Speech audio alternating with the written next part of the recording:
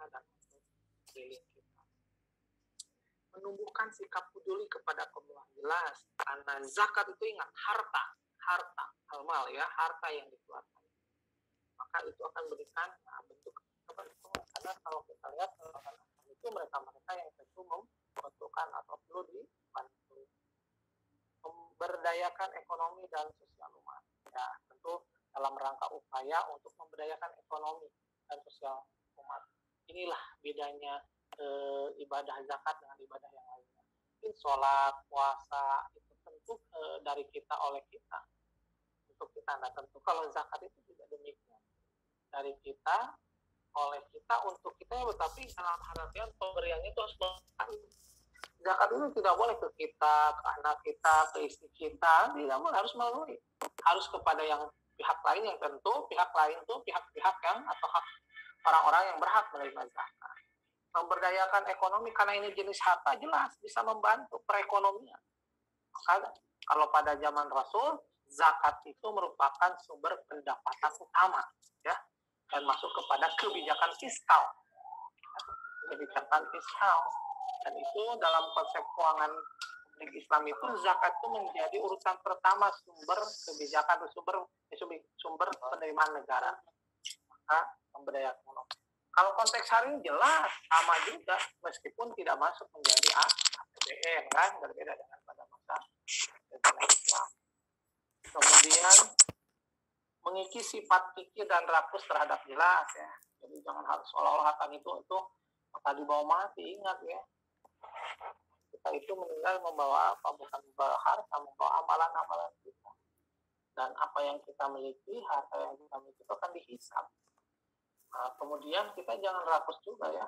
Jadi semuanya dimiliki. Nah, mengikis sifat-sifat kikir, rakus ya. Rakus terhadap harta. Maka harus berbagi kepada orang lain. Menambah ketenangan dan kebahagiaan di hidup.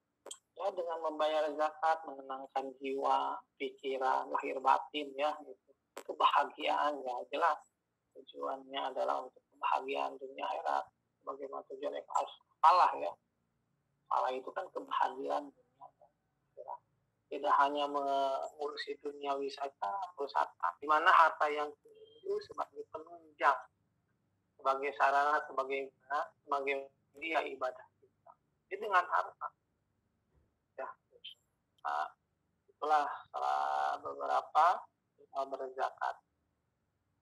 Kemudian hukum mengingkari zakat. Nah, seorang muslim yang tahu akan kewajiban zakat kemudian mengingkarinya, maka dia telah jatuh pada kekafiran. Dan hukumnya orang yang murtad. Jadi seorang muslim dia tahu wajib tapi tidak mengingkarinya, maka dia bisa jatuh kepada kekafiran. Alhamdulillah. Maka mulailah dari diri sendiri, mulailah dari keluarga kita. Mungkin kalau kita masih mahasiswa belum punya penghasilan, contohnya hanya yang belum. Kalau yang sudah bekerja, ingat perhitungan zakat profesi ya. Gitu. Kalau dihitung dengan bulanan kan 4 juta ya. Zakatnya 2,0%, 100.000, masa dari 4 juta bayar zakat 100.000 keberatan ya. Nah, itu. Maka gini, udah tahu nih orang muslim itu wajib membayar zakat. Sudah sampai nisab dan hal terlebih tapi tidak membayar nih, bisa jatuh kepada kekafiran dan hukumnya adalah hukum orang yang murtad. Kemudian ada pun muslim yang menolak tidak mau membayar zakat, nah, di akhirat dia akan mendapatkan balasannya jelas ya. Yaitu di dunia pemimpin yang berhak untuk memeranginya sehingga dia mampu membayar zakat atau meminta sebagian. Kalau di akhirat mah jelas akan mendapatkan balasannya. Di dunia apa? Nah, kalau khudh min amwalihim, ambillah. Nah, kalau pada zaman Rasul diperangi. Konteks ini kan menjadi kesadaran. Kalau Islam dulu kan tidak demikian. Perangi oleh siapa yang ada penguasa. Paksa untuk membayar zakat. Tapi berhak untuk meranginya sehingga dia mau membayar zakat. Mau menyita, akan bisa menyita sebagian hartanya. Nah, kita lihat kan, kita materi zakat, infak, sedekah. Apa perbedaannya antara zakat, infak, dan sedekah? Nah, zakat ini merupakan kewajiban, jadi sifatnya wajib. Tentu dalam hal ini wajib ini kepada yang sudah memenuhi syarat dan ketentuan. Seperti halnya sholat wajib. Puasa Ramadan itu wajib. tentu harus yang diwajibkan itu tuh kepada mereka yang sudah memenuhi syarat dan ketentuan. Ya, syarat wajib zakat ya sudah sampai nisab, haul kan. Kewajiban harta yang spesifik memiliki syarat tertentu, kewajibannya harta yang spesifik. Jadi tidak semua harta yang kita miliki itu diwajibkan untuk zakat atau wajib dikeluarkan zakat. Spesifik. Maka nanti kita belajar harta-harta yang wajib zakat. Kemudian syarat tertentu jelas ada bahan dalam artian mana nih harta-harta yang bagaimana kita nih punya harta, contoh punya emas 100 gram tapi milik orang lain, milik orang tua, wajib nggak dibayar zakat oleh kita? Nah, ini memiliki syarat tertentu. Harta-harta yang wajib zakat itu satu dalam penguasaan pemilik sendiri kan, bukan milik orang lain, apalagi milik utang, tidak, milik sendiri kan gitu. Ini ada syaratnya ya dalam harta yang wajib zakat itu. Batas, jelas tadi batas nisab tertentu dan waktu tertentu ya. Ini ada batas dan waktu tertentunya nisab dan haul. Kemudian mengeluarkan harta secara umum untuk kepentingan diri sendiri. Nah, kalau infak itu mengeluarkan harta secara umum untuk kepentingan diri sendiri, keluarga, dan masyarakat. Nah, berbeda dengan zakat. Kalau zakat itu, nah tadi merekanya itu dikeluarkan itu tidak sembarang orang, harus kepada 8 atau orang-orang yang berhak menerima. Berbeda dengan infak. Tadi zakat itu sifatnya dari awal kewajiban, jadi wajib sifat zakat. Nah, hal yang namanya wajib itu tentu harus dilaksanakan.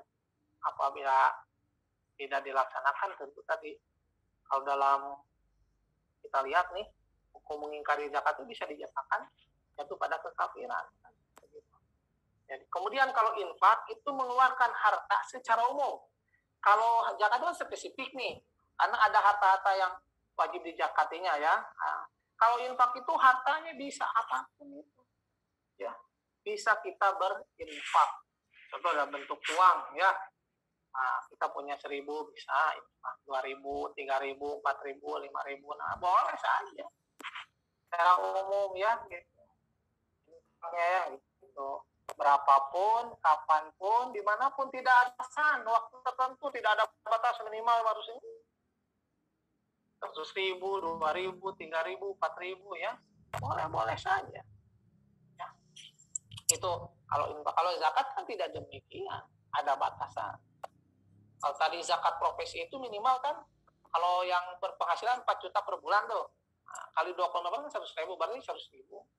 Bayar zakat dari zakat profesi minimal. Nah, mungkin kan bisa kalau 5 juta berapa dikalkulasikan aja dikali 6 kali 2,6% kan begitu.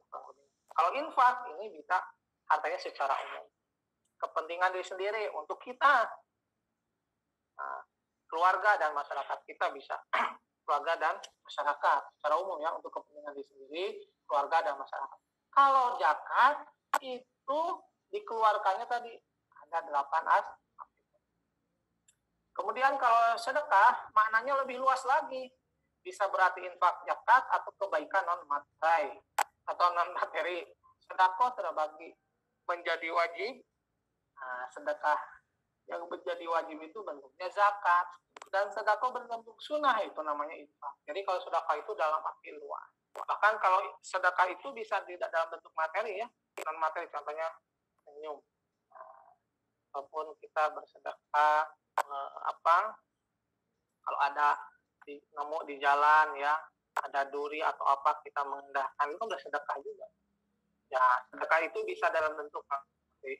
Kalau zakat, kalau infak itu jelas materi ya. Kalau sedekah itu bisa dalam arti luas. Bahkan di sini sedekah itu bisa karena ini mananya lebih luas, bisa dikategorikan menjadi 2. Ada yang sedekah wajib itu sebagai zakat, dan sunnah adalah infak. Kalau kita lihat seperti ini perbedaan zakat, infak, sedekah. Jadi sedekah ini lebih luas. Kemudian di bawah sedekah ada infak. Nah, tadi ya, kalau infak itu kan tidak ada batasan waktu tertentu. Kemudian secara umum hartanya itu bisa. Kalau zakat lebih spesifik, ada batasan tertentu waktu tertentu. Nah, mungkin seperti itu perbedaan zakat, infak, sedekah. Nah, tadi dalam zakat ada syarat harta yang wajib dikeluarkan. Satu, syarat harta yang wajib dizakat itu keluarkannya milik pribadi. Nah, ini kan kaitannya dengan zakat. produktif, milik pribadi penuh, bukan hasil meminjam atau hutang, ya. Produktif, jadi harta itu produktif, berkembang dan mendapatkan menghasilkan keuntungan. Kemudian nisab tadi ya, tentu nisab ini ada batasannya ya, itu setiap harta-harta yang spesifik wajib di zakat itu ada nisab dan batasan. Kemudian surplus dari kebutuhan primer, kemudian berlalu 1 tahun itu kaitannya dengan haul. Nah ini nisab. Nisab ini adalah batasan harta milik yang wajib dikeluarkan zakatnya. Ya. Nisab zakat berbeda-beda ya, setiap objek zakatnya sesuai dengan ketentuan dalam hadis Nabi. Jadi nisab zakat ini berbeda-beda, setiap objek sesuai dengan objek zakat. Nah ini penerima zakat atau mustahik zakat ini terdiri dari ada fakir, miskin, amilin, mu'alaf, fisabilillah, mustabil, budak, dan sebagainya. Fakir ini dalam artian tidak punya pekerjaan. Yang apa bedanya? Kemudian kalau miskin bekerja namun tidak mencukupi. Jadi apa bedanya fakir dengan miskin? Kalau fakir itu tidak punya pekerjaan sama sekali. Yang otomatis tidak punya pekerjaan, tidak punya penghasilan. Kemudian kalau miskin, dia punya pekerjaan tapi tidak bisa mencukupi kebutuhan hidupnya, itu kategori miskin. Jadi beda ya fakir dengan miskin. Kemudian amilin. Amilin petugas yang penerima zakat, yang mengolah zakat lah gitu ya. Kemudian mu'alaf, orang yang baru masuk Islam, yang fisabilillah berjuang di jalan Allah, sepertinya haba. Nah, para ini ya berjuang di jalan Allah fisabilillah itu bisa kategori di antaranya ya mereka yang menegakkan syariat, mendakwahkan, menyiarkan agama Islam. Kemudian Ibnu Sabil, ada musafir yang kehabisan biaya. Musafir dalam perjalanan mereka kehabisan biaya. Kaum mahasiswa yang kehabisan biaya. Kadang fisabilillah itu salah satu dia contohnya untuk biaya pendidikan, biaya sekolah itu. Karena kenapa sebut jalan Allah? Ya, karena mereka kalau ilmu kan berjuang di jalan Allah. Salah satu kewajiban kita belajar. Kemudian ada budak, ada gorim dan atau terlilit. Kalau budak konteks hari ini seperti apa? Para TKI, nah, mereka yang kondisinya perlu dibantu oleh majikannya ditelantarkan. Contohnya, jadi kalau hari ini konteks budak itu seperti apa ya? TKI yang tadi diperbudak oleh majikannya, maka tidak sedikit memulangkan TKI karena TKI terlantar dan sebagainya. Gorim terlilit, bagaimana nih? Kan tidak sedikit pinjam ke bank. Ini dalam artian terlilit utang itu tentu ada batasannya. Sejauh mana nih? Kalau bicara terlilit utang, wah, hari ini kalau tidak ngutang bisa ngapain? Kasarnya kan ada begitu orang bilang. Banyak. Ya mohon maaf nih profesi-profesi, tentu contoh ASN dan sebagainya, itu tidak sedikit yang mau utang-utang. Nah ini gorim terlilit utang itu seperti apa? Nah ini, cuman secara garis besar terlilit utang aja ya. Kemudian undang-undang terkait dengan pengolahan zakat. Nah ini sudah ada Undang-Undang Nomor 23 tahun 2011, maka di-download saja undang-undang ini, dibaca, dipelajari. Nah ingat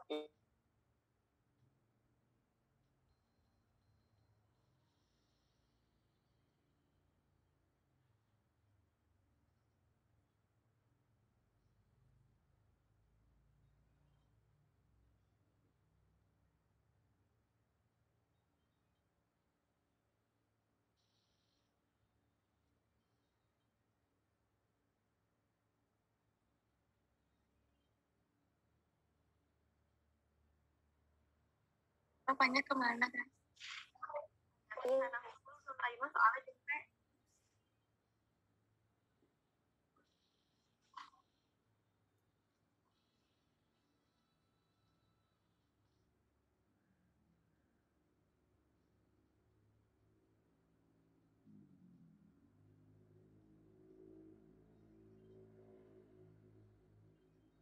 kenapa ini?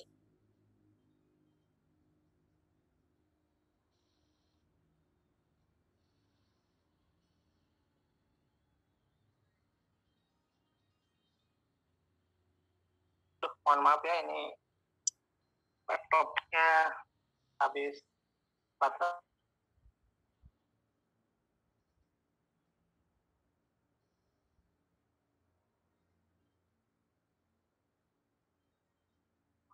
Bapak di mute. Oke. Tadi sebelumnya mohon maaf, ini karena laptopnya baterainya habis, jadi dilanjut ke HP ya. Sambil nanti kita dalam perjalanan nih.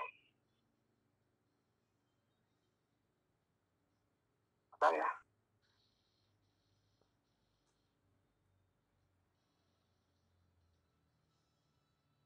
Dari materinya sampai tentang pengolahan zakat ya. Undang-undangnya nomor 3 tahun 2011 tentang pengolahan zakat. Saya kira di situ sudah ada yang sudah punya PDF-nya undang-undang zakat tersebut. Ada belum di sini mahasiswa? Ada yang sudah punya? Ya, mahasiswa kreatif, aktif ya. Jadi silakan saja download di internet, banyak lah. Banyak bisa di download ya gitu maksudnya.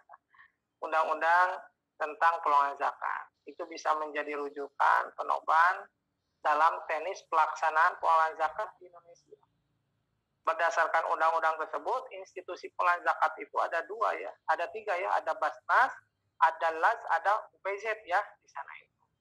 Maka nanti kita bahas apa itu Basnas, apa itu LAS, apa itu UPZ, bagaimana pendirian teknis dan tugas dan tanggung jawab teknis, tugas dan tanggung jawab Basnas, LAS, dan UPZ itu sendiri. Nah, saya kira itu dulu untuk pengantar materi tentang zakat, infak, dan sedekah. Selanjutnya saya persilakan kepada pembakalan untuk memaparkan materinya. Oke, mangga.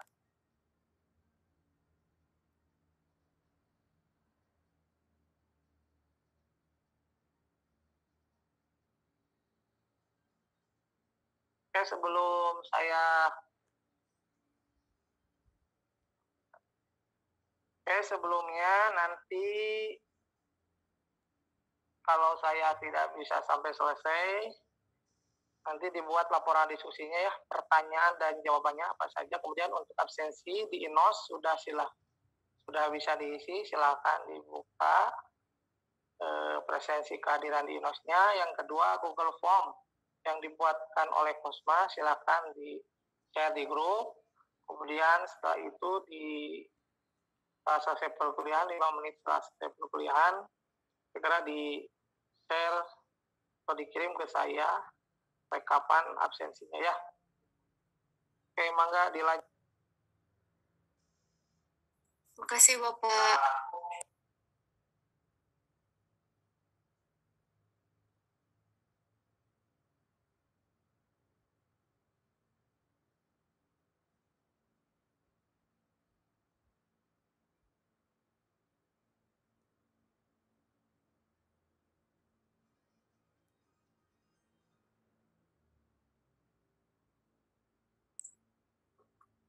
Baik, langsung saja ya kita lanjutkan presentasinya.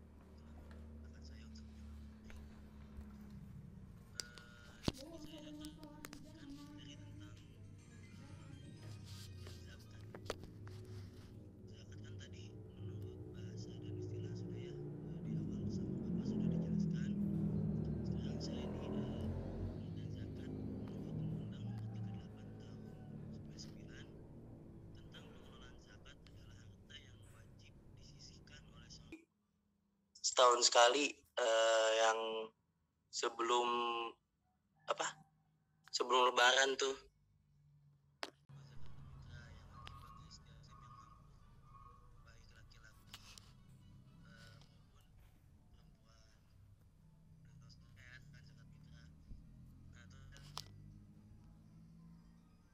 zakat juga masih lemahnya sumber daya manusia, amil. Kebanyakan amil tidak menjadikan pekerjaannya sebagai profesi atau pilihan.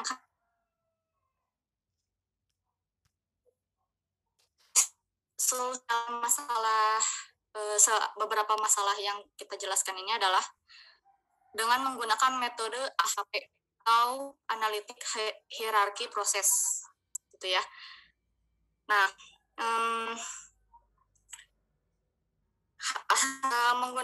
hasil penelitian ini pengelolaan zakat yang dibagi berdasarkan lembaga pemangku kepentingan. Jadi dalam permasalahan zakat ini ada 3 stakeholder dalam pengelolaan zakat ya. Yang pertama regulator, kedua organisasi pengelolaan zakat atau OPZ yang tadi saya jelaskan, serta muzaki dan mustahik zakat gitu. Dalam pengelolaan zakat dalam OPZ dan prioritas solusi regulator adalah sertifikasi amil. Metode analisis yang digunakan dalam penelitian ini adalah metode AHP ya, sudah tadi saya jelaskan. AHP kayak ini ya, sebuah teori pengukuran melalui prioritas scales atau perbandingan perpasangan yang bergantung pada penilaian para pakar yang dapat menghasilkan skala prioritas. Gitu.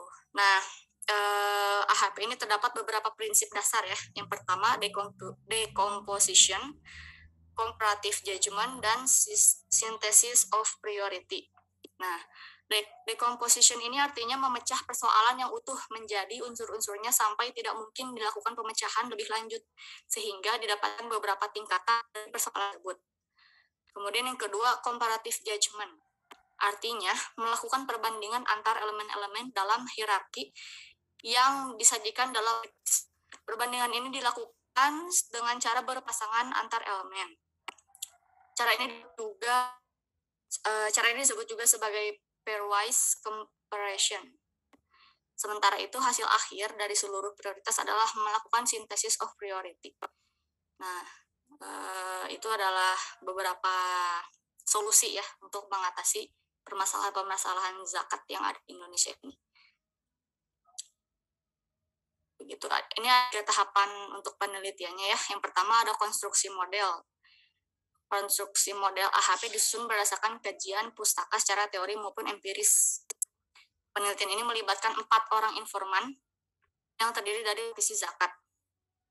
Kemudian yang kedua ada kuantifikasi model.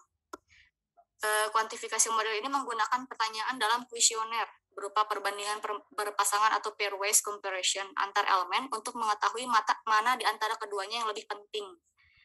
Yang ketiga ada sintesis dan analisis. Ya, sebelum data terolah dianalisis akan dilakukan validasi data. Jadi memvalidasi data yang bermasalah yaitu melakukan dengan uji sintesis. Begitu, sekian dari saya mengenai permasalahan zakat dan tawaran solusinya.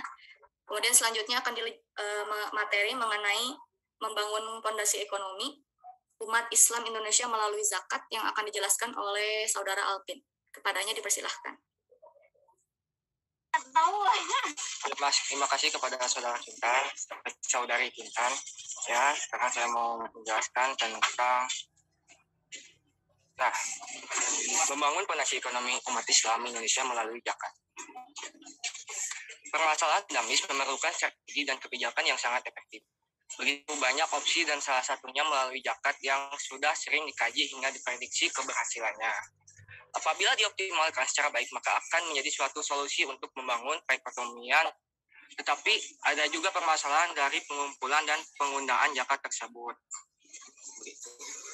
Permasalahan pun baik dari segi kesadaran tersendiri wajib pajak muslim maupun pembagiannya yang kebanyakan menjadi suatu yang konsumtif, bukan menjadi suatu hal yang produktif dan berjangka panjang pada pembangunan ekonomi ini. Gitu. Untuk fondasinya itu ada di slide selanjutnya.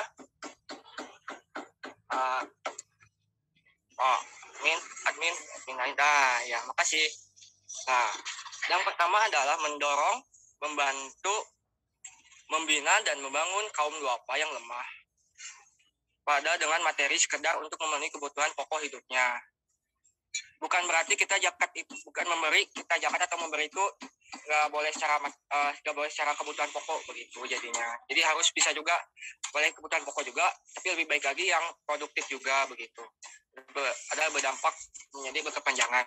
Dan juga yang kedua adalah memberantas penyakit hati, terutama iri hati pada tetangga. Dan ketiga itu dapat mensucikan diri pribadi dari kotoran dosa, memurnikan jiwa, menumbuhkan akhlak mulia, menjadi murah hati, peka terhadap rasa kemanusiaan, dan mengikis sifat bakhil, kikir, serta serakah. Dan yang keempat itu adalah dapat menunjang terwujudnya sistem kemasyarakatan Islam yang terdiri atas prinsip ummati wahidah, umat yang satu, musyawarah, persamaan derajat dan kewajiban, ukhuwah Islamiyah, persaudaraan Islam, dan takaful istima, tanggung jawab bersama.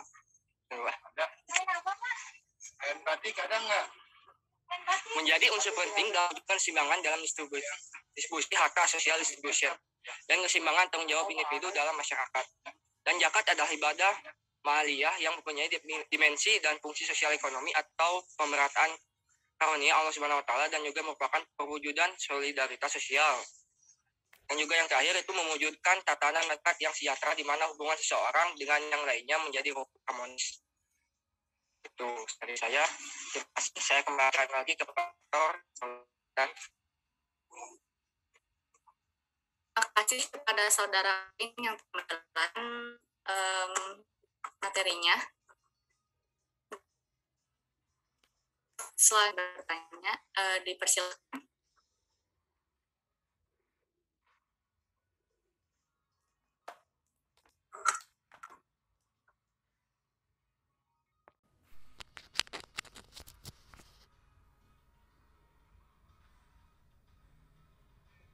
Ditanyakan teman semua.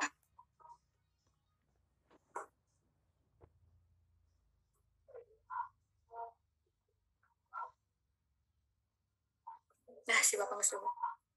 Baik.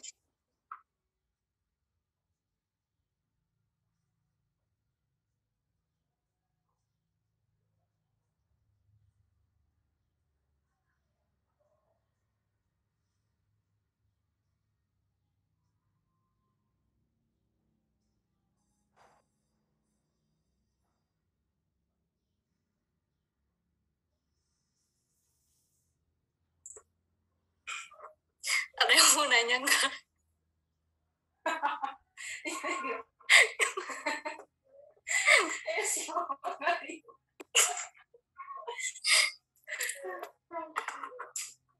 Barangkali ada yang mau ditanyakan, atau udah pada paham semua ya, sepertinya. Halo, bisa dengar suara saya? Ya, bisa Pak. Pak. Oke, sebelum saya berangkat, pertama saya ingin sampaikan terkait dengan paparan yang menanggapi paparan makalah dari kelompok 1, saya kira tadi sangat aktual ya. Jadi setidaknya saya juga bergerak di bidang lembaga filantropi. Apa yang disampaikan oleh pemakalah dan dalam kajian materinya itu sangat aktual dengan realitas kondisi saat ini. Problem-problem yang terjadi di masyarakat kita tentu dalam hal kaitannya kesadaran. Betul, sangat setuju, kesadaran, tingkat kesadaran dan partisipasi kan berdampak terhadap partisipasi ya. Tingkat kesadaran masyarakat akan kewajiban membayar zakat ini masih kurang. Itu ya dari aspek kesadaran umat. Ya. Kemudian yang kedua, kelembagaan, pengolahan kelembagaan zakat. Ya, saya kira ini banyak faktor ya problemnya. Dari sisi profesionalitas, tentu mereka-mereka yang bekerja adalah tidak atau belum atau masih kurang memahami dari aspek kajian fikihnya. Bahkan dalam terkait dengan pandangan zakat ini di sebagian para fuqaha masih berdebat ya atau belum ada solusi. Nah, ini menjadi persoalan-persoalan tersendiri. Dan saya kira ini penerapan zakat di negara kita dengan negara yang lain tentu mempunyai permasalahannya sendiri gitu. Meskipun ya dari tingkat kesadaran, nah ini tingkat kesadaran yang paling utama. Kemudian dari si manajerial lebih kepada pengelolaan ya. Di sana kan ada SDM-nya, kemudian political will. Sejauh mana ini? Ya karena kita adalah negara demokrasi dan kita ada negara presidensial, saya kira paling utama adalah sejauh mana dari presiden dan tentu legislatif bisa memaksimalkan terkait dengan pengelolaan itu sendiri. Tentu sudah ada ya, kita apresiasi dengan adanya undang-undang itu bentuk kemajuan. Ya, undang-undang tahun 99 kemudian sudah direvisi undang 2011. Jadi yang dipakai itu sekarang 2011 ya, bukan undang-undang nomor tahun 99 ya, yang dipakai saat ini berlaku ada undang-undang nomor 23 tahun 11. Nah, itu menjadi rujukan dan pedoman dalam pengelolaan zakat ya. Kemudian tentu terkait dengan tadi beberapa hal yang tentu bagaimana menjadi permasalahan itu, selanjutnya ada solusi-solusi. Saya kira tadi sudah dipaparkan sebagian besar oleh pemakalah, dan salah satu solusinya itu kalau berbicara regulasi ya, mungkin tahun 99 ke sana belum ada. Nah, ini harus ada payung hukumnya, maka dibuatlah payung hukum. Itu sebagai solusi sebetulnya ya, dengan adanya regulasi itu. Kemudian sekarang sudah ada yang namanya sekolah amil zakat ya, yang digagas oleh organisasi pengelola zakat OPZ ya, yang namanya FOZ. Sudah ada forum organisasi zakat ya, itu sebagai tentu organisasi tersebut bagaimana untuk meningkatkan kualifikasi keprofesionalan amil-amil zakat ya. Dan tadi agak menggelitik juga ya, pengelolaan zakat itu kadang bukan jadi pekerjaan utama atau profesi ya di bidangnya, tetapi malah jadi sampingan bahkan antar waktu gitu. Itu tidak sedikit juga begitu. Nah, dengan ada aturannya undang-undang, contoh ada Basnas ya, ada LAS, ada UPZ, itu diupayakan bisa berperan dalam menyerap dan bisa memaksimalkan pemberdayaan penerimaan dan pemberdayaan zakat khususnya di Indonesia ya. Saya kira itu dulu tanggapan dan tambahannya dari apa yang sudah disampaikan oleh pemakalah ya itu. Dan ada tambahan lagi, tentu dengan ada konsep pengembangan zakat produktif ya, luar biasa sekarang ya, zakat produktif. Nah, tidak hanya bersifat charity saja, zakat itu pendistribusinya tidak hanya sifat konsumtif saja, tetapi diproduktifkan ya. Bagaimana zakat itu diproduktifkan agar bisa bertambah, berdaya dan berdaya guna, dan tentu bisa mendapatkan tambahan. Contoh itu ketika mustahik diberikan modal usaha. Dengan modalnya betul bentuk zakat. Tapi modal itu diusahakan, diproduktifkan sehingga mendapatkan income, mendatangkan income bagi mustahik ya, orang yang menerima zakat. Ini sudah berbagai skenario dilakukan oleh lembaga-lembaga zakat. Ya, ini perlu dan solusinya adalah kita sebagai mahasiswa HES harus mendorong ya. Kalau tadi disampaikan oleh pemakalah, zakat ini bentuk bagian dari ibadah ya, ibadah sosial ekonominya ya, yang berdampak ke tujuan sosial ekonomi. Kenapa sosial ekonominya tadi? Ini kan zakat itu membantu mereka-mereka yang membutuhkan dan perlu dipertolongan secara ekonomi. Nah, zakat itu yang dikeluarkannya ada bentuk harta. Sedangkan harta ini bisa bernilai, bermanfaat, dan bisa digunakan, diberdayakan untuk umat. Ya, begitu kurang lebih. Jika itu dulu, sekian. Saya persilakan saya kembalikan lagi kepada moderator.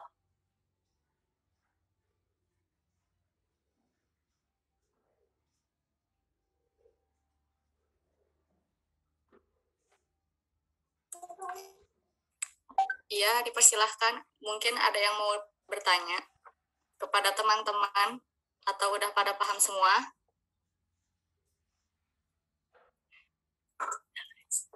Izin bertanya sedikit.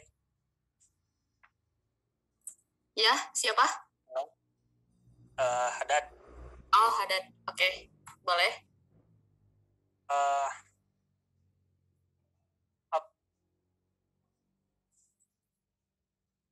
Gini,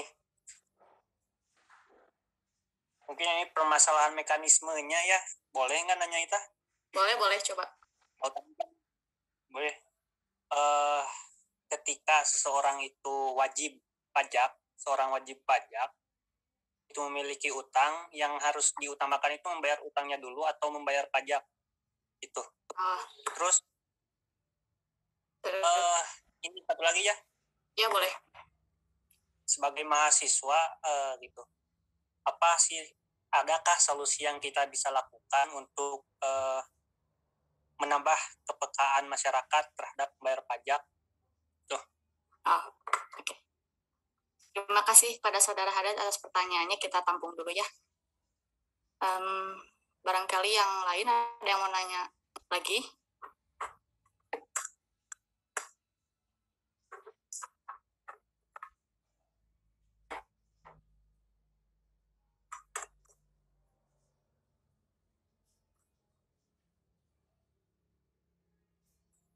Bisnis.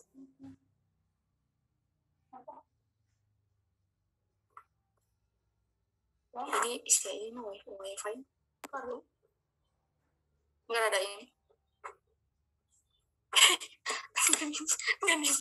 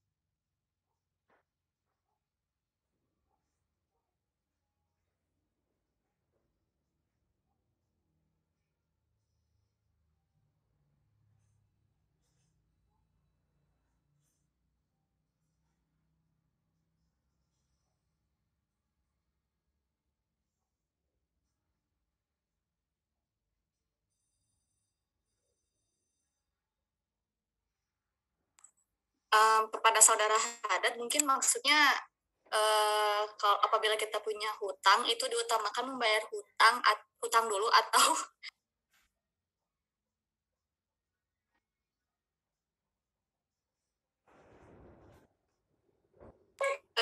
utang dulu atau zakat mungkin ya. Kalau pajak kan pajak sama zakat. Iya, zakat. Ya, oke.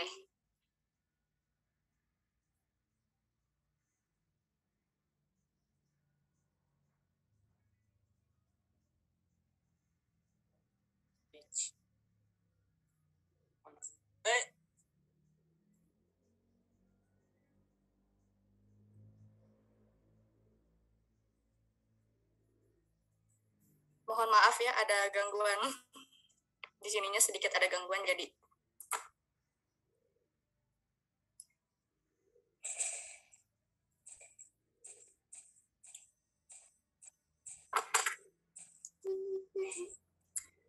begini ya, Saudara Haddad. Kalau dari pendapat saya ya, mohon dikoreksi apabila salah atau ditambahkan. Karena hutang dan zakat itu dua-duanya hukumnya wajib kan ya. Nah, jadi mana yang didahulukan antara hutang dan zakat? Kalau hutang kan ada kurun waktunya, bukan kurun waktu, maksudnya apa sih, ada waktu terbatasnya gitu, ditentukan waktunya gitu. Nah, kalau zakat itu kan balik lagi muzakinya gitu.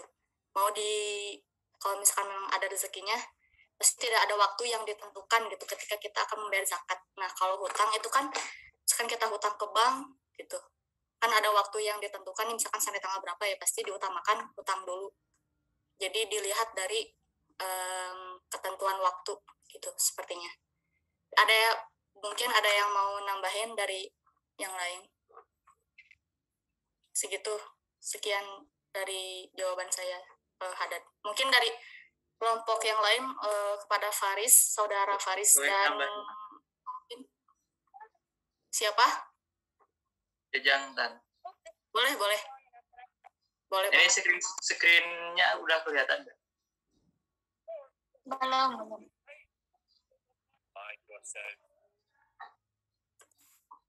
Belum Udah ada. ada. Nah, udah ada.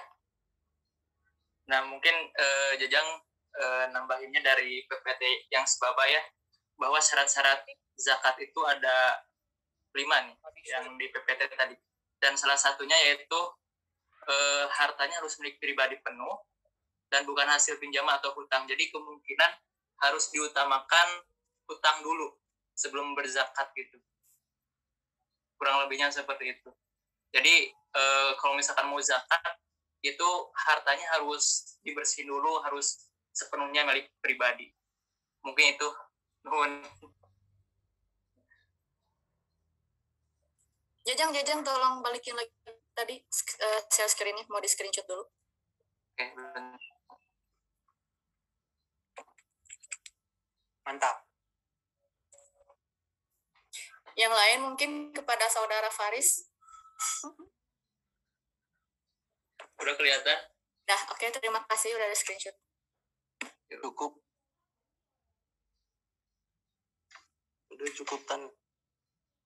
Oke, pertanyaan selanjutnya juga ya. Sebentar.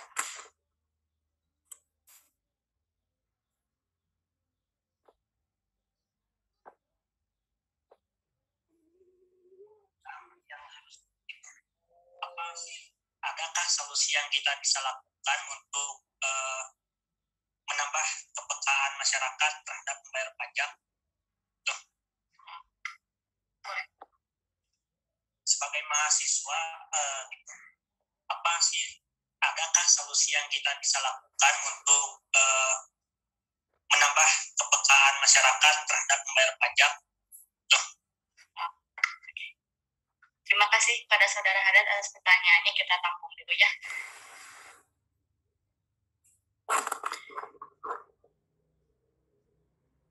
Nah, itu pertanyaannya. Ternyata tadi gak di-mute.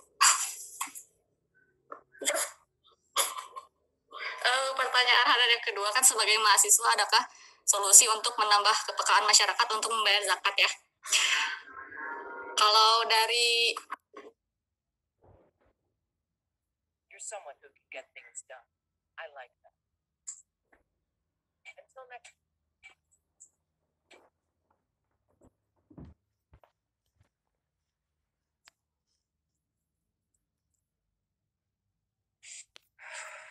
Nah, kalau dari saya ya, kan adakah mahasiswa. Nah, di